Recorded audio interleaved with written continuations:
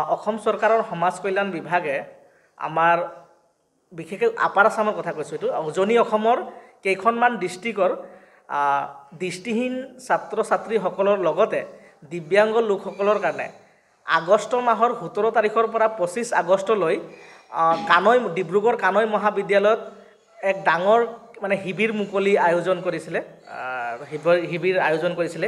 এই শিবিৰত আমাৰ দৰে ব্যক্তিক চলন ফুৰণৰ বাবে হওক বা শিক্ষা গ্ৰহণ কৰাৰ বাবে হওক বিভিন্ন ধৰণৰ যন্ত্ৰ পাতি আহিলা দিয়া কথা আছিল, কিন্তু তেওঁলোকে আমাক কেৱল মানে তাত সেই মিটিংখনত মাতিলে বা আমি ইমান কষ্ট কৰি তাত গ'লোঁ, কিন্তু বৰ্তমানলৈকে আমি যিবিলাক যন্ত্ৰ পাতি পাব লাগিছিল, যেনেকৈ আমাৰ দৃষ্টিহীনসকলে স্মাৰ্টফোন পাব লাগিছিল, যিসকলে কাণেৰে নুশুনে তেওঁলোকে হেয়াৰিং মেচিন পাব লাগিছিল, এনেকুৱা বিভিন্ন ধৰণৰ যন্ত্ৰ পাতি বৰ্তমানলৈকে চৰকাৰে কিন্তু আমাক দিবলৈ সক্ষম হোৱা নাই। আমি চৰকাৰক বাৰম্বাৰ নিবেদন এই বিষয়ে কৰিছোঁ, কিন্তু চৰকাৰে যে তিলমানো গুৰুত্ব দিয়া নাই এইটো আমি বাৰুকৈ বুজি পাইছোঁ। গতিকে আপোনালোকৰ যোগেদি আমি চৰকাৰক পুনৰবাৰ অনুৰোধ জনাওঁ যাতে চৰকাৰে আমাৰ এই দাবীসমূহৰ লগতে এই বিষয়টো যাতে গুৰুত্ব সহকাৰে লৈ অতি শীঘ্ৰে দিয়া ব্যৱস্থা কৰে যেন।